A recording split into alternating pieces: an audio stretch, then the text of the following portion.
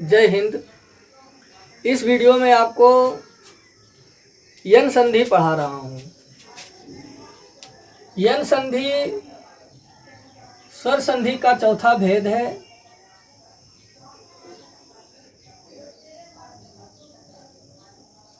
संस्कृत में इसकी परिभाषा होती है इको यनचि। तो अगर आप कॉपी कलम लेके बैठे हैं तो आप यन संधि लिख के डैश दे सकते हैं। इसकी परिभाषा इस प्रकार से है, यदि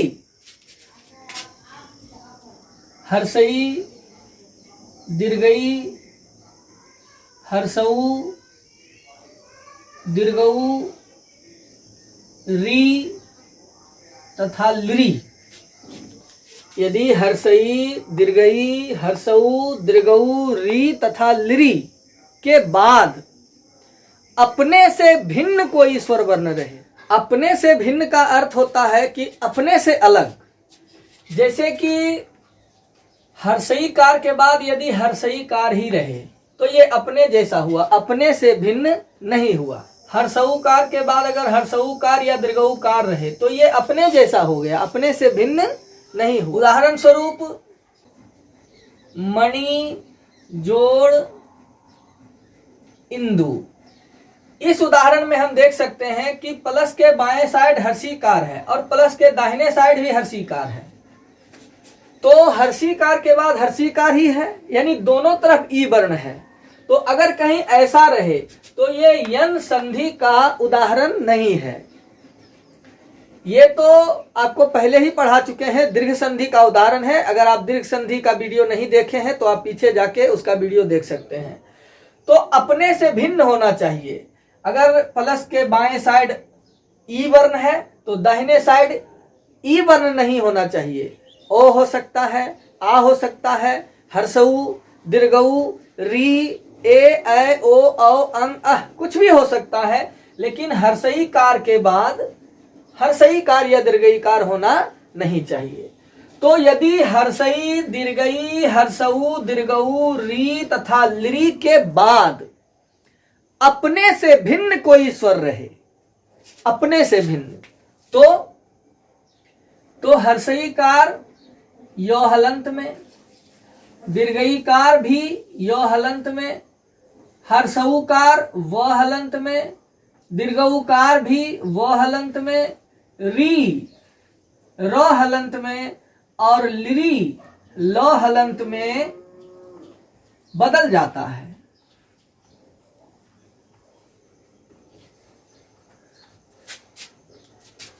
इससे पहले स्वर संधि के तीनों भेद पढ़ाए जा चुके हैं जो कि बहुत आसान थे, परंतु यन संधि उन तीनों से थोड़ा कठिन है।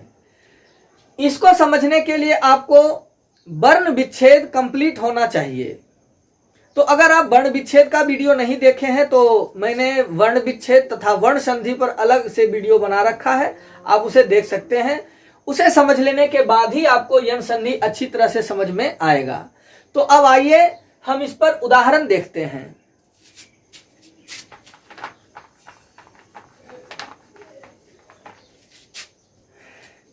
जैसे हम यहां एक उदाहरण लेते हैं,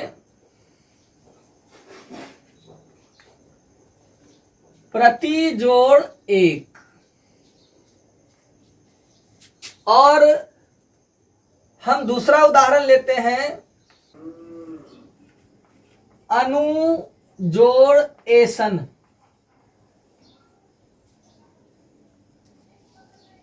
तो इसे बनाने के लिए सबसे पहले प्लस के बाएं साइड जो अक्षर है उसका वर्ण विच्छेद कर देना चाहिए।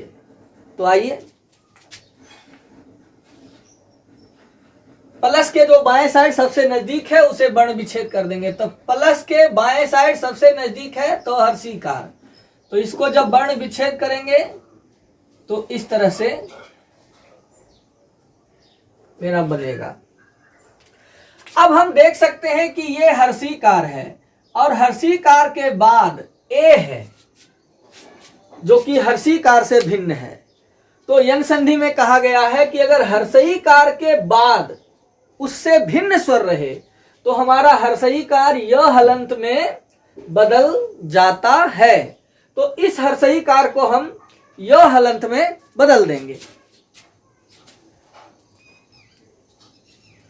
इस तरह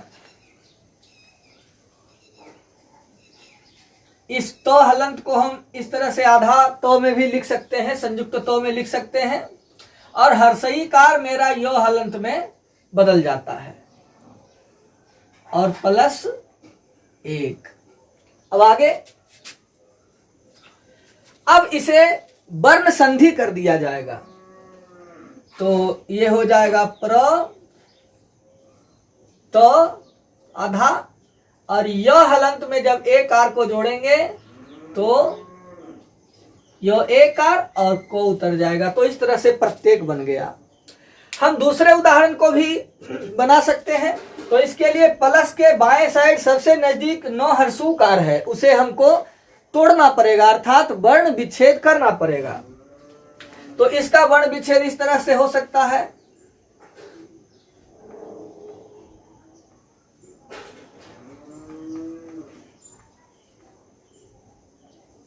अब हम देख सकते हैं कि हर्षऊकार के बाद भिन्न स्वर है, तो हर्षऊकार व हलंत में बदल जाएगा इस तरह।